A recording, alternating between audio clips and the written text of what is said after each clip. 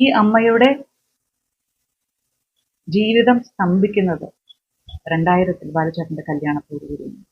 കാരണം ഞാൻ ഒന്നുകൂടി പറയാം, ഇവിടം കൊണ്ട് നിർത്തരുത്, ഇത് സാമ്പത്തിക കാര്യങ്ങളൊന്നും അന്വേഷിക്കണ്ട എന്ന് ബാലഭാസ്കറിന്റെ അച്ഛനോട്, വത്സന്റെ അച്ഛനോട് പറഞ്ഞത് ലക്ഷ്മിയാണ്. അവിടെ ഉണ്ടായിരുന്ന എല്ലാവരും സാക്ഷികളാണ്.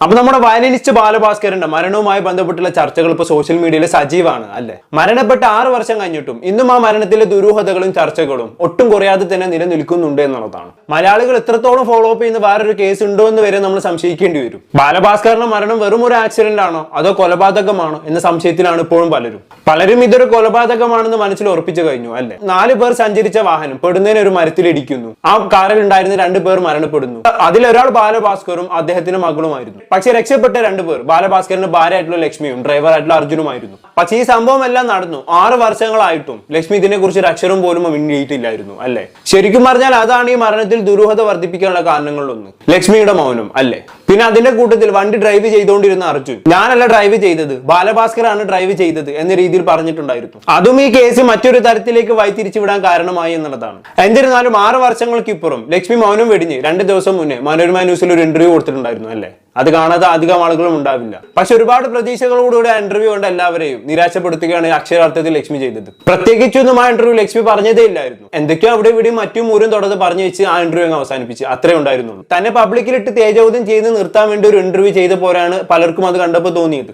എന്നിരുന്നാലും ഇതിന്റെയൊക്കെ പശ്ചാത്തലത്തിൽ ബാലഭാസ്കറിന്റെ കസിൻ ആയിട്ടുള്ള ഒരു സ്ത്രീ പ്രിയ വേണുഗോപാൽ എന്നുള്ളതാണ് ഇവരുടെ പേര്. ഇവരിപ്പോ ചില വെളിപ്പെടുത്തലുകളുമായി രംഗത്ത് വന്നിരിക്കുകയാണ്. ആ വെളിപ്പെടുത്തലിന്റെ തുടക്കത്തിൽ തന്നെ ഇവർ പറയുന്നത് ബാലഭാസ്കറിന്റെ മരണത്തിൽ പലർക്കും പങ്കുണ്ട്, അവരാൽ ചുറ്റപ്പെട്ടിരിക്കുകയാണ് ലക്ഷ്മി എന്നുള്ളതാണ്. അവരുടെ ഇഷ്ടത്തിനനുസരിച്ച് ലക്ഷ്മി ആടിക്കൊണ്ടിരിക്കുകയാണെന്നുള്ള തരത്തിൽ. എന്തായാലും അവര് ബാക്കി പറഞ്ഞൊന്ന് കേട്ടോക്കാം.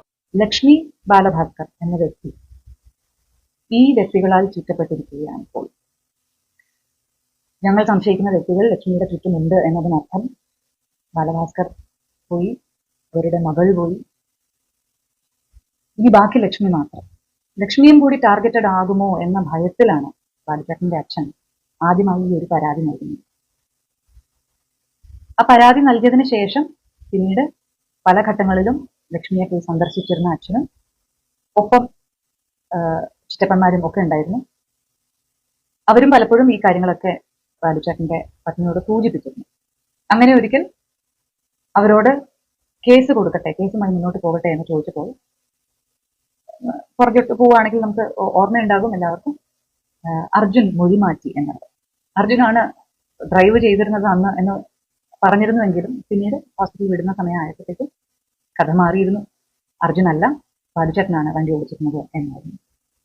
അതിന് ആക്കം കൂട്ടുന്ന രീതിയിൽ, സംശയങ്ങൾക്ക് ആക്കം കൂട്ടുന്ന രീതിയിൽ ലോക്കൽ പോലീസ്, അന്നത്തെ ആറ്റിങ്ങൽ ഡിവൈഎസ്പി ആയിരുന്ന അനിൽകുമാർ എന്നാണ് അദ്ദേഹത്തിന്റെ പേര്, ബാലുചേട്ടനാണ് വണ്ടി ഓടിച്ചത് എന്ന് ദൃക്സാക്ഷികൾ ഉൾപ്പെടെ പറഞ്ഞു കഴിഞ്ഞു. അതുകൊണ്ട് കേസായി മുന്നോട്ട് പോകാനില്ല. FIR ഇട്ടിരുന്നു. പക്ഷെ കേസിന് അടിസ്ഥാനം ഇനി അങ്ങോട്ട് മുന്നോട്ട് പോകാനില്ല. കാരണം ആക്സിഡന്റിന് കാരണക്കാരനായി, മകളുടെയും മരണത്തിന് കാരണക്കാരനായി മരണപ്പെട്ട ബാലഭാസ്കർ മാറിയിരിക്കുന്നു. Case closed. ഈ ഒരു ഘട്ടത്തിലാണ്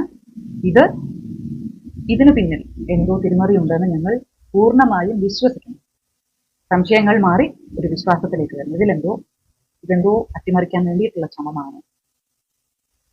ഇത് ലക്ഷ്മിയോട് പറയുമ്പോൾ അർജുൻ എന്തുകൊണ്ട് മൊഴി മാറ്റി എന്നുള്ളത് അന്വേഷിക്കണം, എനിക്കും അറിയണം. പക്ഷെ സാമ്പത്തിക കാര്യങ്ങളൊന്നും അന്വേഷിക്കണ്ട എന്ന് ബാലഭാസ്കറിന്റെ അച്ഛനോട്, വത്സന്റെ അച്ഛനോട് പറഞ്ഞത് ലക്ഷ്മിയാണ്. അവിടെ ഉണ്ടായിരുന്ന എല്ലാവരും സാക്ഷികളാണ്.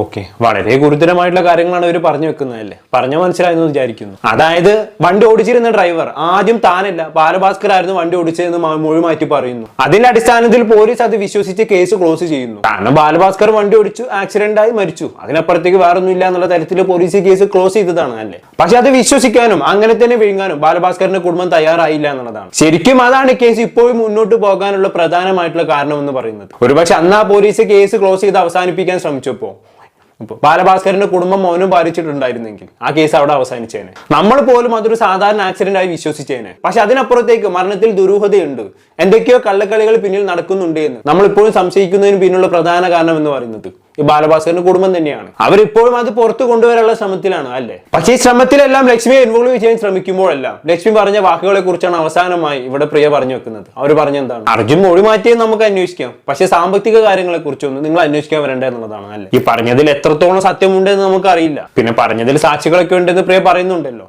തീർച്ചയായും ലക്ഷ്മി അങ്ങനെ പറഞ്ഞിട്ടുണ്ടെങ്കിൽ അത് മോശം തന്നെയാണ്. ഒരുപക്ഷെ ബാലഭാസ്കറിന്റെ മരണത്തിന് കാരണക്കാരായിട്ടുള്ള ആളുകൾ ലക്ഷ്മിയെ ഭീഷണിപ്പെടുത്തി വെച്ചിരിക്കുകയാണ് എന്ന് പോലും ഈ ഘട്ടത്തിൽ നമ്മൾ സംശയിക്കേണ്ടിയിരിക്കുന്നു അല്ലെ. കാരണം ബാലഭാസ്കറിന്റെ മരണത്തിന് ശേഷം ഒരു പേടിയോട് കൂടിയാണ് എല്ലാ കാര്യത്തെയും ഇപ്പൊ ലക്ഷ്മി സമീപിച്ചുകൊണ്ടിരിക്കുന്നത് അല്ലെ. എന്തായാലും ഇതൊരു സാധാരണ ആക്സിഡന്റ് ആണെന്ന് ലോക്കൽ പോലീസ് FIR എഴുതി കേസ് ക്ലോസ് ചെയ്തെടുത്തിരുന്നു. കോടതികൾ കയറി ഇറങ്ങി. CBI പോലും ഈ കേസ് അന്വേഷിക്കുന്ന ലെവലിലേക്ക് എത്തിപ്പിച്ചത് ഈ പറഞ്ഞ ബാലഭാസ്കറിന്റെ കുടുംബം തന്നെയാണ്. അതിനുവേണ്ടി അവരെടുത്ത എഫേർട്ട് ഒരിക്കലും നമ്മൾ കണ്ടില്ലെന്ന് നടിക്കരുത്. അവിടെ ലക്ഷ്മി തന്റെ കടമകൾ മറന്ന് മൗനം പാലിച്ചപ്പോഴും അവരായിരുന്നു എല്ലാം ഓടി നടന്ന് ചെയ്തത്. അതെല്ലാം അതിനെ വൈക്കി നടക്കുന്നുണ്ട്. അത് നമുക്ക് തൽക്കാലം മാറ്റി വെക്കാം. ഇനി പ്രിയ ഈ ലൈവിൽ പ്രധാനപ്പെട്ട ചില കാര്യങ്ങൾ പറയുന്നുണ്ട്. അതെന്താണെന്ന് വെച്ചാണെങ്കിൽ ഈ ബാലഭാസ്കറിന്റെ അച്ഛനും അമ്മയും ഇപ്പൊ നിരന്തരമായി ഇന്റർവ്യൂസ് കൊടുക്കുന്നുണ്ട് അല്ലെ. ലേറ്റസ്റ്റ് ആയി ഈ DNA ന്യൂസ് എന്ന് പറയുന്ന ഒരു ചാനലിൽ ബാലഭാസ്കറിന്റെ അമ്മ കൊടുത്ത ഇന്റർവ്യൂ നമ്മൾ റിയാക്ട് ചെയ്തിട്ടുണ്ടായിരുന്നു. അതിൽ ആ ത്രൂ ഔട്ട് ആ ഇന്റർവ്യൂല് തന്റെ മരുമകളായിട്ടുള്ള ലക്ഷ്മിയെ ഈ അമ്മായിമ്മ കുറ്റപ്പെടുത്തി സംസാരിക്കുന്നതാണ് നമ്മൾ കണ്ടത് അല്ലെ. ബാലഭാസ്കറിന്റെ കല്യാണം പോലും ട്രാപ്പ് ആണെന്നുള്ള രീതിയിലായിരുന്നു അമ്മ സംസാരിച്ചിട്ടുണ്ടായിരുന്നത്. എന്തിന്, തന്നെ മകന് പോലും പൂർണ്ണ പരാജയമായിരുന്നു, അവൻ ആരൊക്കെയോ ചേർന്ന് പറ്റിക്കുകയായിരുന്നു എന്നൊക്കെ തരത്തിലായിരുന്നു അമ്മയുടെ സംസാരം. ലക്ഷ്മി പോലും പണത്തിന് വേണ്ടിയാണ് അവന്റെ പിന്നാലെ നടന്നതെന്ന് അമ്മയും പറഞ്ഞിട്ടുണ്ടായിരുന്നു, അച്ഛനും പറഞ്ഞിട്ടുണ്ടായിരുന്നു. എന്തായാലും അതിനൊരു എക്സ്പ്ലനേഷൻ പ്രിയ നൽകുന്നുണ്ട്. നമുക്കെല്ലാം കണ്ടു നോക്കാം. ഇപ്പൊ നടക്കുന്ന ഏറ്റവും വലിയ ചർച്ച എന്ന് പറയുന്നത് ബാലുചേട്ടന്റെ അച്ഛനും അമ്മയും, പ്രത്യേകിച്ചും അമ്മ ഒരുപാട് സംസാരിക്കുന്നു. കല്യാണം നടന്ന ആ കാലത്തെ കുറിച്ച് ഇന്നെന്ന പോലെ സംസാരിക്കുന്നു. അവരുടെ മനസ്സിലെ ഗ്രഡ്ജ് ഒട്ടും മാറിയിട്ടില്ല. മരുമകളെ അടുപ്പിച്ചിട്ടില്ല. മരുമകളെയും മകനെയും സ്നേഹമുണ്ടായിരുന്നെങ്കിൽ അന്ന് കൂടെ നിർത്തിയിരുന്നെങ്കിൽ ഇതൊന്നും വരില്ലായിരുന്നു. ഇങ്ങനെയൊക്കെ ഒരുപാട് സംശയങ്ങൾ, ചോദ്യങ്ങൾ, ആരോപണങ്ങൾ ഒക്കെ കേൾക്കുന്നതിനിടയിൽ വേദന കൊണ്ട് തന്നെയാണ് ഈ വീഡിയോ ചെയ്യാമെന്ന് തീരുമാനിച്ചത്. ഈ അമ്മയുടെ ജീവിതം സ്തംഭിക്കുന്നത് 2000 ബാലചേട്ടന്റെ കല്യാണത്തോടുകൂടിയാണ്. കാരണം ഞാൻ ഒന്നുകൂടി പറയാം. ഇവിടെ കൊണ്ട് നിർത്തരുത്, ഇതിൽ കട്ട് ചെയ്തിട്ട് ഉപയോഗിക്കരുത്, ബാക്കിയും കൂടി കേൾക്കണം. മകൻ കല്യാണം കഴിച്ചു, ശരി. അന്നേ ദിവസം വീട്ടിലേക്ക് വരട്ടെ എന്ന് ചോദിച്ചു. മകന് ഭീഷണിയുണ്ട്, ബാക്കി കാര്യങ്ങൾ പ്രശ്നങ്ങളുണ്ട്, മകളുണ്ട്, സുഖമില്ലാത്തൊരു മകൾ വീട്ടിലുണ്ട്, വരരുത് എന്ന് പറഞ്ഞു. ഒരൊറ്റ തവണ ആ സംഭവം നടക്കുന്ന സമയത്തെ ഫസ്റ്റ് റിയാക്ഷൻ, അതിലെന്തെങ്കിലും തെറ്റുണ്ടെന്ന് വിവരമുള്ളവർക്ക് തോന്നുന്നു ഞാൻ കരുതുന്നു. ഓക്കെ, ഒരു അമ്മക്ക് തന്റെ മകനിൽ ഉണ്ടായ കൺസേണിനെ കുറിച്ചാണ് ഇവർ പറഞ്ഞു വെക്കുന്നത് അല്ലേ. പിന്നെ ഇടയ്ക്ക് ഇവിടെ പ്രിയ ഒരു പോയിന്റ് പറഞ്ഞു വെക്കുന്നുണ്ട്. അതായത് ബാലഭാസ്കറിന്റെ അമ്മയുടെ ജീവിതം സ്തംഭിക്കുന്നത് ബാലഭാസ്കറിന്റെ കല്യാണത്തോട് കൂടിയാണ് എന്നുള്ളത് അല്ലേ. അതെങ്ങനെയാണെന്ന് എനിക്ക് മനസ്സിലാകുന്നില്ല. ബാലഭാസ്കർ തനിക്ക് ഇഷ്ടപ്പെട്ട ഒരാളെ കല്യാണം കഴിച്ചു. വീട്ടുകാർക്ക് ഒട്ടും ആക്സെപ്റ്റ് ചെയ്യാൻ പറ്റാത്ത, വീട്ടുകാർക്ക് ഒട്ടും ഇഷ്ടമില്ലാത്ത ഒരാളാണ് ബാലഭാസ്കർ കല്യാണം കഴിച്ചത്. അതുകൊണ്ടാണ് അമ്മയുടെ ജീവിതം സ്തംഭിച്ചു പോയത്. അതെങ്ങനെയാണെന്ന് എനിക്ക് മനസ്സിലാവുന്നില്ല. ശരിയാണ്, ഒരു പക്ഷേ ഈ അമ്മയ്ക്ക് സ്വന്തം മകനിൽ ഒരുപാട് പ്രതീക്ഷകൾ ഉണ്ടായിരുന്നു.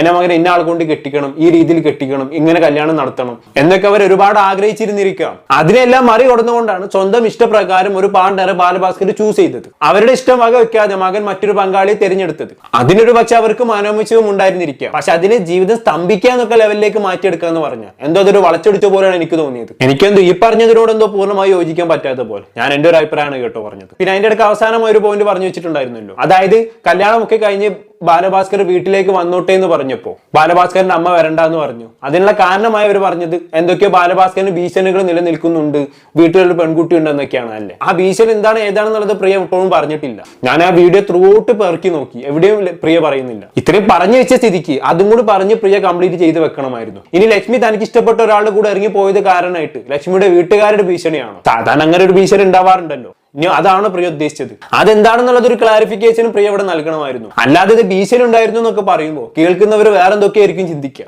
എന്തായാലും ഇത് കഴിഞ്ഞ് ഇവർ ചില പോയിന്റ്സും കൂടി പറഞ്ഞു വെക്കുന്നുണ്ട്. നമ്മൾ അതും കൂടി കണ്ട് തിരിച്ചു വരാം.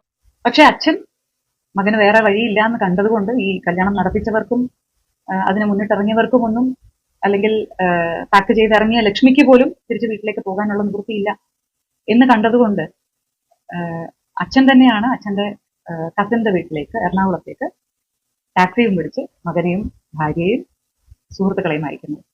അവിടെ കുറച്ച് മാസങ്ങളാണ് തോന്നുന്നു.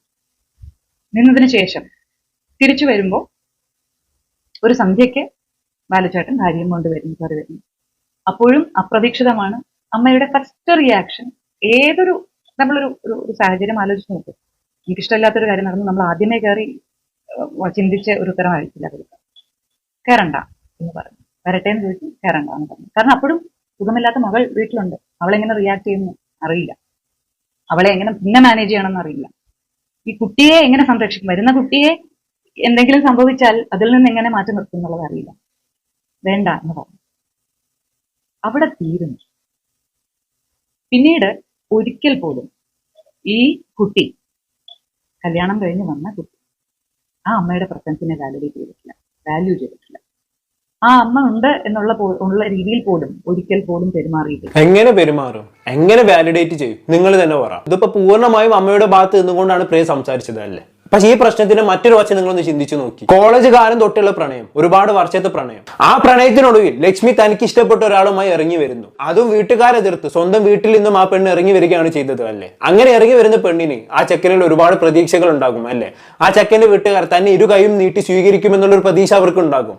അങ്ങനെ ആ പ്രതീക്ഷകളുമായി ബാലഭാസ്കറിന്റെ വീട്ടിലേക്ക് കയറി ചെന്ന് അവർക്കുണ്ടായ അനുഭവം എന്താണ്? ആ അമ്മയിൽ നിന്നുള്ള മോശം അനുഭവമാണ് അല്ലേ? ആദ്യം ഫോൺ വിളിച്ച് പറഞ്ഞു അമ്മ വന്നോട്ടെ എന്ന്, അപ്പോഴും അമ്മ വേണ്ട എന്ന് പറഞ്ഞു. പിന്നീട് ആഴ്ചകൾ കഴിഞ്ഞ് വീട്ടിലേക്ക് കയറി ചെന്നപ്പോഴും വീട്ടിലേക്ക് കയറണ്ടെന്ന് പറഞ്ഞു. ഇതൊക്കെ കാണുന്ന മരുമകൾക്ക് ആ അമ്മയമ്മയോട് സ്നേഹം വരുമോ, ഇഷ്ടം തോന്നോ? ഒരിക്കലുമില്ല.